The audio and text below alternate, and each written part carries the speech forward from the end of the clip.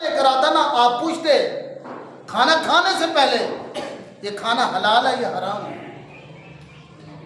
ان کے پاس تو کھانا جو بھی پہنچتا حلال تھا نا۔ ایک دن اگر وہ غلام کہتا حضور یہ ٹھیک کھانا ہے آپ کھا لیتے، ایک دن آپ کو حضرت صدیق اکبر کو بھوک زیادہ لگی ہوئی تھی، آپ نے پوچھا بھی نہیں، اس طرح کھا لیا۔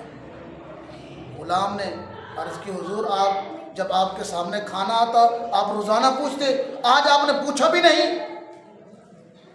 حضرت صدیق اکبر نے فرمایا کہ آج مجھے بھوک زیادہ لگی ہوئی تھی اس لیے میں نہ پوچھ سکا۔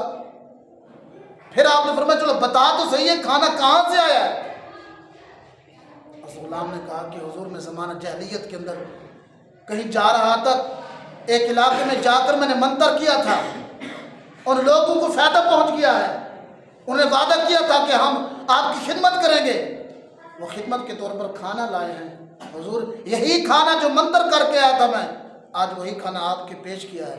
تو آپ کو جب یہ پتہ لگا یہ منتر کا کھانا ہے تو آپ نے اپنے منہ کے اندر انگلی ڈال ڈال کر قائع کرنے کی کوشش کی، کھانا باہر نہ آیا۔ پھر غلاموں نے کہا حضور آپ اس طرح کریں پانی پی لیں پھر قائع آ جائے گی۔ آپ نے پانی پیا، پانی پینے کے بعد آپ کو قائع آ گئی۔ غلاموں نے کہا حضور صرف ایک لقمے کے لیے اتنا تکلیف برداشت کی، اتنا مشقت برداشت کی؟ تو آپ نے فرمایا اس لیے میں نے کی کہ لجپال آقا صلی اللہ علیہ وسلم نے فرمایا جس بندے کی پرورش، جس بندے کا رزق حرام کا ہو وہ بندہ کبھی جنت میں نہیں جا سکتا۔ تو ہماری حالت بھی دیکھے، بزرگان دین کی بھی حالت دیکھے۔ ایک سیب تھا، معاف کروانے کے لیے چل پڑے، چلتے رہے، قریب ایک باغ آیا، اس باغ کے جو درخت تھے ان کی شاخیں نہر کے اندر لٹکی ہوئی تھی۔ آپ نے دل کے اندر سوچ لیا شاید یہی باغ ہوگا۔ آپ اس باغ کے اندر کے توجہ کریں، جب اس باغ کے اندر پہنچے نا مالک نہیں کھڑا تھا، غلام سے پوچھا کہ مالک کہاں ہے؟ اس نے کہا اس فلاں جگہ بیٹھے ہوئے ہیں۔ جب وہ غلام اس مالک کے پاس لے کر گیا، مالک بھی کوئی عام بندہ نہیں تھا، وہ بھی رب کا ولی تھا، اس کا نام حضرت عبداللہ سومعی تھا۔ اب حضرت غوث اعظم کے والد حضرت عبداللہ سومی کے سامنے کھڑے ہیں۔ حضرت عبداللہ سومی وہ بھی سید تھے، غوث اعظم کے والد وہ بھی سید تھے۔ اب سید کے سامنے کھڑا ہوا ہے۔ حضرت غوث اعظم نے عرض کی میں نے آپ کے باغ کا ایک سیب کھایا ہے، میں معاف کروانے آیا ہوں۔ وہ بھی کوئی عام بندہ نہیں تھا۔ آپ نے سوچ لیا آج تو لوگ پورے باغ کھا جاتے ہیں، پوچھتے بھی نہیں ہیں یہ بندہ کیسا بندہ ہے کہ ایک سیب وہ بھی نہر کے اندر جا رہا تھا کھا لیا، معافی مانگنے کے لیے آ گیا۔ انہوں نے دل کے اندر سوچ لیا یہ کہ رب کا محبوب بندہ ہے۔ آپ نے فرمایا تیری معافی ایسے نہیں ہوگی، تو اس طرح کر تو باغ کی رکھوالی کر، پہلے 1 سال کی پھر 2 سال مکمل آپ نے کی، باغ کی رکھوالی کر پھر تمہیں معافی ملے گی۔ لیکن قبلہ توجہ کریں، کمال یہ دیکھیں 2 سال باغ کی رکھوالی کی، آپ نے پھر دوبارہ پھل توڑ کر نہیں کھایا۔ آج چند دن کے لیے حکومت آتی ہے، قومی خزانے خالی ہو جاتے ہیں، پتہ بھی نہیں لگتا، لیکن کمال کا تقویٰ دیکھے، رکھوالی بھی کر رہے ہیں، مالی بھی ہے، سب کچھ ہے اور سارے اختیارات بھی ہیں، لیکن پھر بھی آپ نے دوبارہ اس باغ کا پھل کھایا تک نہیں۔ 2 سال کے بعد توجہ کریں، پھر سامنے حضور میں نے 2 سال آپ کے باغ کی رکھوالی کر لی ہے، اب تو معافی مل جائے۔ آپ نے فرمایا ابھی بھی معافی نہیں ملے گی، میری دوسری شرط یہ ہے کہ میری ایک بچی ہے جو پاؤں سے معذور ہے، ہاتھوں سے معذور ہے اور آنکھوں سے نابینا ہے اور گنگی بھی ہے، بہری بھی ہے، تو میری اس بچی سے تو نکاح کرے گا پھر تمہیں معافی ملے گی۔ اب توجہ کریں قبلہ، جس بات کی طرف میں آپ کو لے کے جا رہا ہوں نا اس بات کی طرف توجہ کریں۔ حتیٰ کہ قبلہ نکاح ہو گیا، نکاح ہو گیا۔ حضرت عبداللہ سومی، آپ خود ایسے ولی کامل تھے، آپ کی سیرت کے اندر آتا ہے حضرت عبداللہ سومی رب تعالیٰ کتنا محبوب ولی تھے۔ اگر کوئی آپ کی گستاخی کرتا، رب تعالیٰ اسے دنیا کے اندر انجام عطا فرما دیتا۔ اگر جو عبداللہ سومی سے محبت کرتا، رب تعالیٰ اسے دنیا کے اندر انعام عطا فرما دیتا۔ ایک مرتبہ آپ کے مریدین جنگل کے اندر جا رہے تھے، کسی نے قافلہ لوٹنے کی کوشش کی، ڈاکو نے، تو آپ کے مریدین نے اسی وقت حضرت عبداللہ سومی کو یاد کیا، اے پیر و مرشد مدد کن، ہماری مدد فرمائے، ڈاکو ہمارا مال بھی لوٹ رہے ہیں، جانیں بھی ضائع کر دیں گے۔ جب انہوں نے مریدین نے یہ بات کی، اچانک مریدین کیا دیکھتے ہیں، اچانک کہیں سے تیر آیا۔ جب تیر آیا سارے ڈاکو نکل کر بھاگ گئے، کوئی پہاڑوں کے پیچھے چلا گیا، کوئی درختوں کے باہر چلا گیا، حتیٰ کہ قافلے کی جان بھی بچ گئی، مال بھی بچ گیا۔ جب مریدین گھر پہنچے، عرض کی حضور آپ کی مہربانی، آپ نے ہماری جانوں کو بھی بچایا، مال کو بھی بچایا۔ آپ نے فرمایا جو پیر ہوتا ہے ہر وقت مرید کے ساتھ ہوتا ہے، وہ جہاں کہیں بھی مرید کو مشکل پڑتی ہے، مرید یاد کرتا ہے، پیر اسی وقت اس کی مشکل حل فرما دیتا ہے۔ اتنا ولی کامل حضرت عبداللہ سومی تھے۔ تو آپ نے فرمایا اس طرح کر، تیرا نکاح اب بچی کے ساتھ ہو گیا، فلاں کمرہ ہے، فلاں کمرے میں چلا جا اور وہاں جا کے اس کی ملاقات کر۔ اب توجہ کر، جب آپ اندر گئے نا، آپ نے سلام کیا، اس بچی نے سلام کا جواب دیا، پاؤں کی حرکت تھی، ہاتھوں کی بھی حرکت تھی، آپ فوراً کمرے سے باہر نکلے۔ آپ نے سوچا میں نے ایک سیب کھایا، اتنا سال خدمت کر رہا ہوں، اب اگر کوئی خلاف ورزی ہو گئی تو پھر ساری زندگی خدمت کرنی پڑے گی۔ فوراً حضرت عبداللہ سومی کے پاس آئے، حضور آپ نے تو کہا کہ اس کے ہاتھ بھی معذور ہیں، یہ گنگی ہے، بہری ہے، اس کے پاؤں بھی معذور ہیں، لیکن میں نے سلام کیا، سلام کا جواب بھی دیا، اس کے پاؤں بھی حرکت کر رہے تھے، ہاتھ بھی حرکت کر رہے تھے، سن بھی رہی تھی، دیکھ بھی رہی تھی، سارے کام ہو رہے تھے، حضور یہ کیا وجہ ہے، یہ تو معذور نہیں۔ آپ نے فرمایا یہ میری بچی یہی بچی ہے جس کا نام ام الخیر فاطمہ ہے، اس سے مراد یہ ہے کہ پاؤں سے معذور کا مطلب یہ ہے کہ آج تک اس بچی نے خلاف شریعت کبھی گھر سے باہر پاؤں نکالا بھی نہیں ہے، اور اس نے آج تک کسی غیر محرم کو اپنی آنکھوں کے ساتھ نہیں دیکھا۔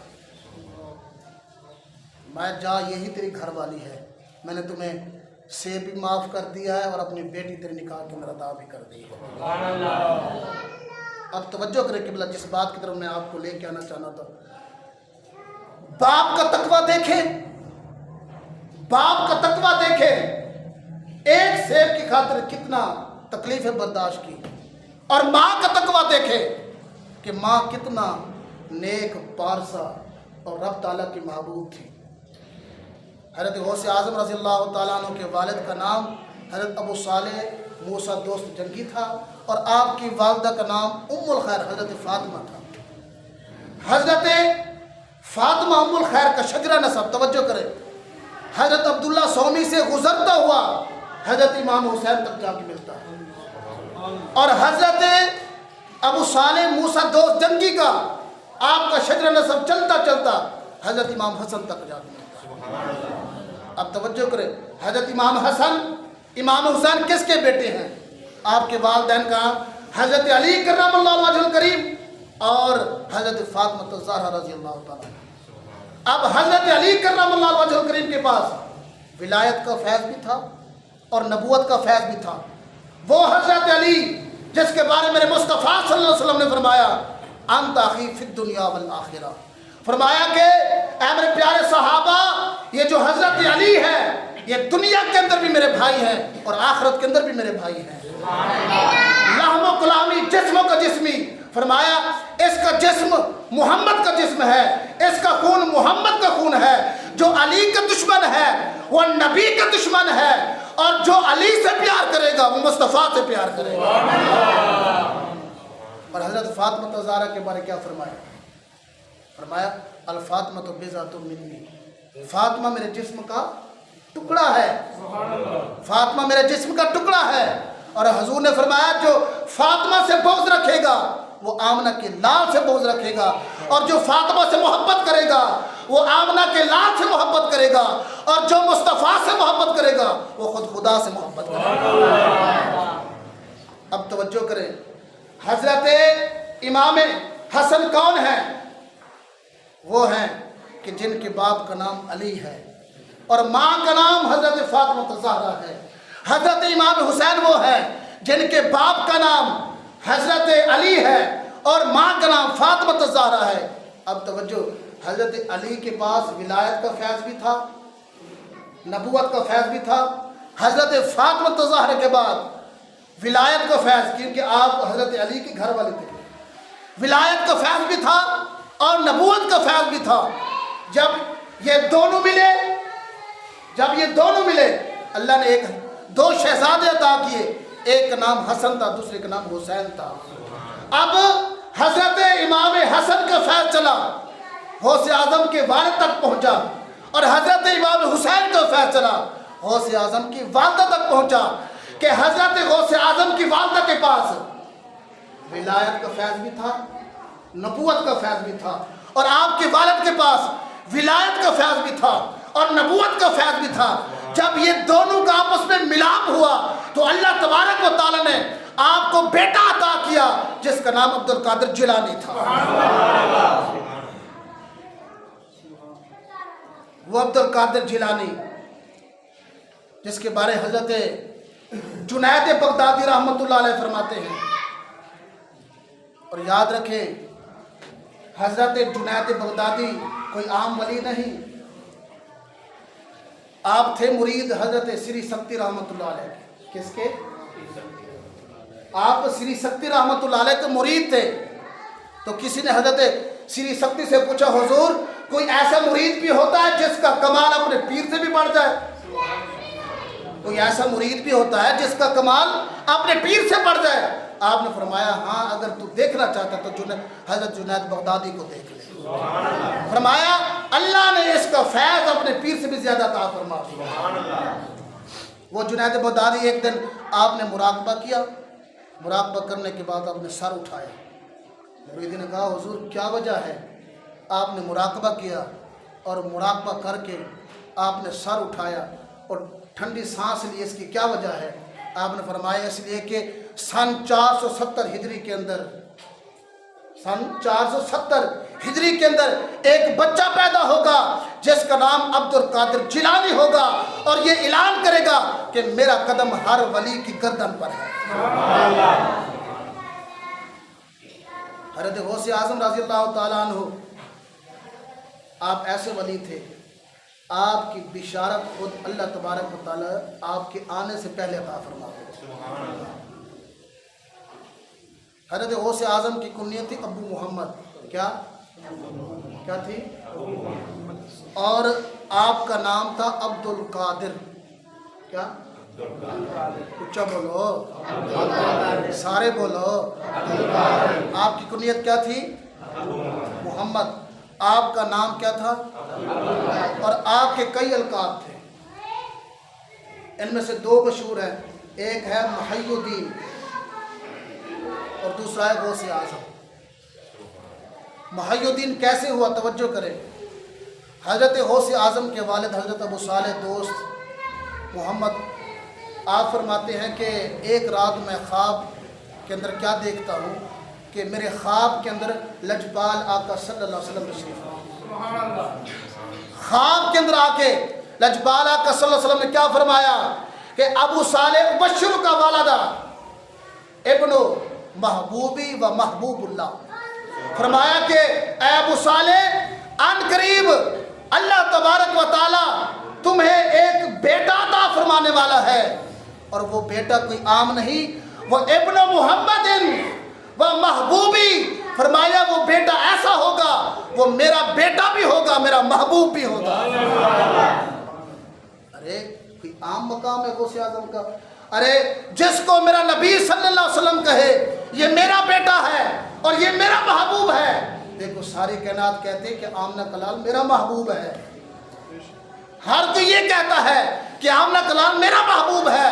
ارے غوث اعظم کیا مقام جس کو ساری دنیا محبوب کہے، وہ محبوب خدا غوث اعظم کو اپنا محبوب کہہ رہے ہیں۔ پھر کیا فرمایا؟ محبوبی و محبوب اللہ، فرمایا صرف میرا محبوب نہیں بلکہ وہ اللہ کا بھی محبوب ہوگا۔ آپ فرماتے پھر کیا ہوا؟ اللہ تبارک و تعالیٰ اس طرح بچے کے صدقے اللہ تعالیٰ دوبارہ دین کو عزت اور طاقت عطا فرمائے۔ ارے غوث اعظم آپ فرماتے کہ ایک دن میں راستے پہ جا رہا تھا، میں کیا دیکھتا ہوں راستے کے اندر ایک بندہ تھا، کمزور تھا، نڈھال پڑا ہوا تھا۔ میں قریب جا کے اسے سہارا دیا، سہارا دے کر سینے سے لگایا، جب سینے سے لگایا اسے طاقت مل گئی، وہ تندرست ہو گیا، وہ ٹھیک ٹھاک ہو گیا۔ وہ بندہ مجھے مخاطب کر کے کہنے لگا عبدالقادر میں کمزور تھا، تو نے مجھے سہارا دیا، میں تندرست ہو گیا، طاقتور ہو گیا۔ آپ نے فرمایا تو کون ہے؟ اس نے کہا کہ میں دین اسلام ہوں۔ کیا ہوں؟ میں دین اسلام ہوں، کچھ فتنوں کی وجہ سے میں کمزور ہو چکا ہوں، رب تعالیٰ تیرے صدقے مجھے طاقت اور اللہ تعالیٰ ہمت عطا فرما دے گا۔ یاد رکھیں قبلہ، حضرت غوث اعظم رضی اللہ تعالیٰ عنہ، آپ کی سیرت پڑھ کے دیکھیں، اللہ تبارک و تعالیٰ نے حضرت غوث اعظم رضی اللہ تعالیٰ عنہ کو جو کمالات عطا فرمائے، یہ میرے مصطفیٰ صلی اللہ علیہ وسلم کی سیرت کے جز عطا فرمائے، یعنی جو معجزات اللہ تبارک و تعالیٰ نے آمنہ کے لال کو عطا فرمائے، اللہ تبارک و تعالیٰ نے لجپال آقا صلی اللہ علیہ وسلم کے صدقے سے حضرت غوث اعظم کو وہی کرامات عطا فرمائی تھی۔ میں ایک دو مثالیں پیش کرتا چلوں۔ لجپال آقا صلی اللہ علیہ وسلم فرماتے من زار قبری واجبت لہو شفاعت، حدیث پاک ہے۔ لجپال آقا صلی اللہ علیہ وسلم فرماتے جو بندہ میرے گنبد خضرا کی زیارت کرے گا، اللہ تبارک و تعالیٰ گنبد خضرا کی زیارت کے صدقے اس بندے کو اللہ تعالیٰ جنت عطا فرما دے گا۔ یعنی لجپال آقا صلی اللہ علیہ وسلم نے جنت کے اگر ٹکٹ لینی ہو، فرمایا ہے میرے غلاموں مدینہ پاک کے اندر آ کے میرے روزے کی زیارت کرو، زیارت کرنا تمہارا کام ہے، قیامت کے دن جنت عطا فرمانا آمنہ کے لال کا کام ہے۔ اور حضرت عثمان غنی رضی اللہ تعالیٰ عنہ بھی فرماتے، توجہ کریں، آپ فرماتے لجپال آقا صلی اللہ علیہ وسلم کے نا آخری ایام تھے، بیمار تھے، تو میں آپ سے پوچھنے کے لیے گیا، تیمارداری کرنے کے لیے گیا، تو میں کیا دیکھتا ہوں کہ لجپال آقا صلی اللہ علیہ وسلم کی آنکھوں سے آنسو نکل رہے تھے۔ میں نے عرض کی یا رسول اللہ صلی اللہ علیہ وسلم، آپ کا در تو ایسا در ہے، یا رسول اللہ آپ کے در پر خالی آتا ہے، جھولیاں بھر کے جاتا ہے، یا رسول اللہ آپ کا در تو ایسا ہے جو غمگین آتا ہے، خوش ہو کے جاتا ہے، یا رسول اللہ آج خود آپ رو رہے ہیں۔ میرے مصطفیٰ صلی اللہ علیہ وسلم نے فرمایا عثمان اس لیے رو رہا ہوں کہ میں دنیا سے جا رہا ہوں، مجھے اپنی امت کے گناہ یاد آ رہے ہیں، اس لیے کہ آج میری امت میرا ظاہری پردہ نہیں ہوا، میرے غلام آتے ہیں میرے چہرے کا دیدار کرتے ہیں، چہرے کے دیدار کی برکت سے انہیں جنت مل جاتی ہے۔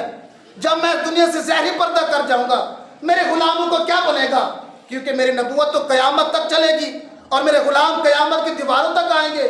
تو آج تو لوگ میرا چہرہ دیکھتے ہیں، چہرے کے تکنے سے اللہ جنت دے دیتا ہے، جب میں دنیا سے ظاہری پردہ کر کے جاؤں گا میرے غلاموں کا کیا بنے گا؟ اب حضرت عثمان غنی رضی اللہ تعالیٰ عنہ یہ بات گفتگو ہو رہی تھی، اچانک حضرت جبرائیل علیہ السلام حاضر ہوئے، عرض کی یا رسول اللہ صلی اللہ علیہ وسلم پریشان ہونے کی کوئی ضرورت نہیں، رب تعالیٰ نے وعدہ فرمایا اے محبوب جس طرح آج دنیا میں آپ ہیں، آپ کے غلام آپ کا چہرہ تکتے ہیں، رب تعالیٰ ان کو جنت عطا فرما دیتا ہے۔ رب تعالیٰ فرماتا ہے اے محبوب جب آپ اس دنیا سے ظاہری پردہ کر کے جائیں گے قیامت کی دیواروں تک آپ کو جو غلام آ کے آپ کی قبر کو دیکھے گا، قبر کی زیارت کرے گا، اس زیارت کی برکت سے اللہ تعالیٰ اس کو جنت عطا فرما دے گا۔ اور اسی طرح اللہ تبارک و تعالیٰ نے قبلہ حضرت غوث اعظم رضی اللہ تعالیٰ عنہ کو اختیار عطا فرمایا۔ آخری واقعہ ٹائم ہو چکا ہے. کس طرح اللہ تبارک و تعالیٰ نے غوث اعظم سے وعدہ فرمایا. حضرت غوث اعظم ایک دن بیٹھے ہوئے تھے, ایک بچہ آیا روتا روتا. عرض کی حضور میں نے رات خواب دیکھا ہے میرے والد جہنم میں ہیں, ان کو عذاب ہو رہا تھا. مہربانی فرمائے دعا فرما دیں اللہ تعالیٰ ان کو جنت عطا فرمائے. آپ نے فرمایا بیٹا جا اب تیرا کام ہو گیا, صبح مجھے آ کے لازماً بتانا. اب کیا ہوا جب رات ہوئی نا, ساری دنیا سو گئی, میرے غوث اعظم نے مصلی بچھا لیا. ساری رات رب کی بارگاہ میں روتے رہے, گڑ گڑاتے رہے, ساری رات رب کی عبادت کرتے رہے, اس بندے کی بخشش کے لیے دعا کرتے رہے. جب رات گزر گئی صبح ہوئی, وہی بچہ جو کل آیا تھا آ کر کہنے لگا حضور کل میں نے اپنے باپ کو دیکھا تھا جہنم میں تھا, آج رات میں نے خواب میں دیکھا میرے باپ کو رب تعالیٰ نے جنت عطا فرما دی. اب غوث اعظم نے کیا فرمایا بیٹا رب تعالیٰ نے تیرے باپ کو جنت عطا فرما دی. ساری رات غوث اعظم سویا بھی نہیں ہے. فرمایا رب تعالیٰ نے غوث اعظم سے یہ وعدہ کیا, اے غوث اعظم تو بخشش اس کے لیے کر رہا ہے, میں رب تم سے وعدہ کرتا ہوں قیامت کی دیواروں تک جو تیرا ذکر کرے گا اور تیرے استانے سے گزرے گا اور جو تیرے مدرسے میں آئے گا, گزرنا اس کا کام ہے, جنت عطا کرنا خدا کا کام ہے. سامنے محترم ہماری یہ خوش قسمتی خوش نصیبی ہے, اللہ تبارک و تعالیٰ نے ہمیں کتاب عطا کی, کتاب اعظم عطا کی. اللہ نے ہمیں نبی عطا کیا, نبی اعظم عطا کیا. اللہ نے ہمیں مجدد عطا کیا, مجدد اعظم عطا کیا. رب تعالیٰ نے ہمیں محدث عطا کیا, محدث اعظم عطا کیا. رب تعالیٰ نے ہمیں فاروق عطا کیا, فاروق اعظم عطا کیا. اسی طرح رب تعالیٰ نے ہمیں غوث عطا کیا تو غوث اعظم عطا فرمایا. دعا فرمائے اللہ تبارک و تعالیٰ ہمیں اولیاء کرام کی سیرت پر چلنے کی توفیق عطا.